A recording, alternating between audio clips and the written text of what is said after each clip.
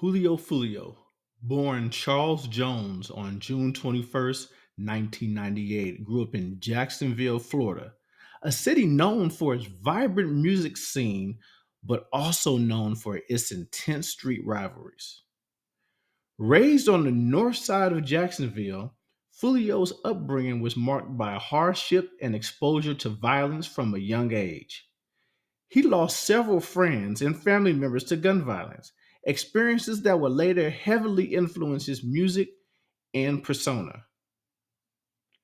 Fulio attended Ribault High School, but reportedly dropped out after being shot at age 16. This incident was a turning point, pushing him deeper into the street lifestyle and eventually into music as a form of expression and survival. Fulio began releasing music in his late teens, quickly gaining attention for his raw lyrics and unapologetic storytelling. He was associated with KTA, Kill Them All Collective, and Six Block. These were two groups deeply involved in Jacksonville's ongoing street conflicts. His early tracks, such as Coming Up and Reach the Top, showcase his talent, but it was his diss tracks that really put him on the map.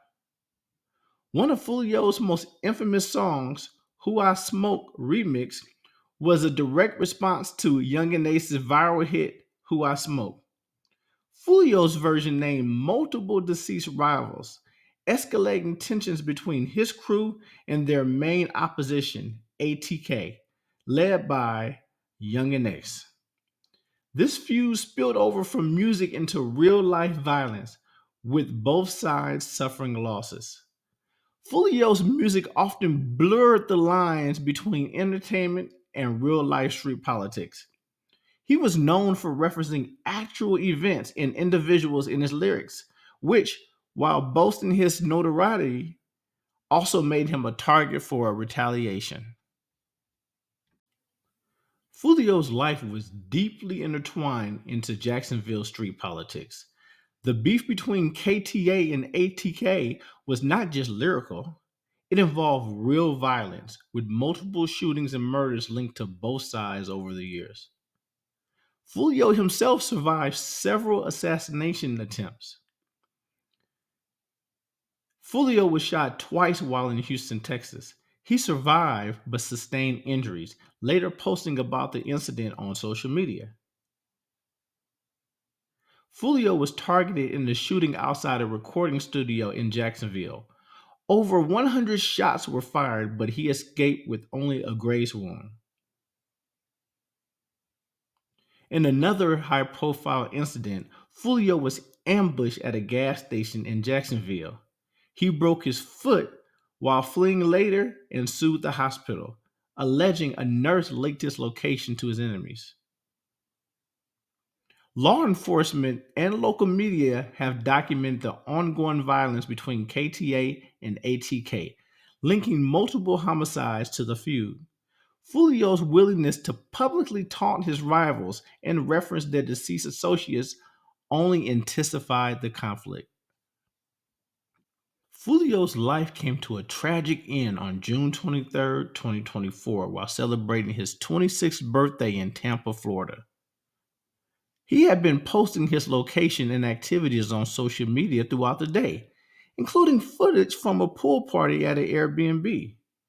After police shut down the party due to noise complaints, Fulio and his entourage relocated to a Holiday Inn hotel. Unbeknownst to Fulio, his movements were being closely followed by his rivals.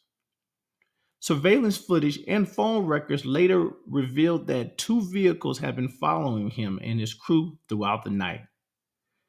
As Fulio and his associates arrived at the hotel, multiple gunmen exited the vehicles and opened fire. Fulio was killed at the scene, and three others were injured but survived.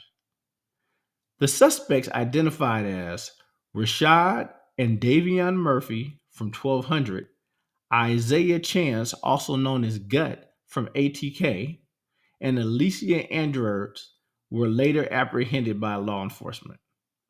Investigators determined that the attack was calculated, orchestrated, as part of an ongoing gang war between KTA and ATK affiliated groups. The suspects now face serious charges, including first degree murder, and are potentially facing the death penalty. Julio Foolio's life was marked by both harm and hardship. Yet, even as he faced the consequences of his actions, his story hints at the possibility of redemption. His journey, though tragic, reminds us that real change and a brighter future for Jacksonville's Black community can only come through unity and a return to foundational values. The Torah teaches that every person can choose a path of justice, compassion, and community healing, regardless of their past. The Torah promises that anyone, no matter their past, can choose a new path. If someone wicked repents of all their sins that were committed and keeps all of my laws and does what is just and right, they shall live, they shall not die. Ezekiel 18 and 21.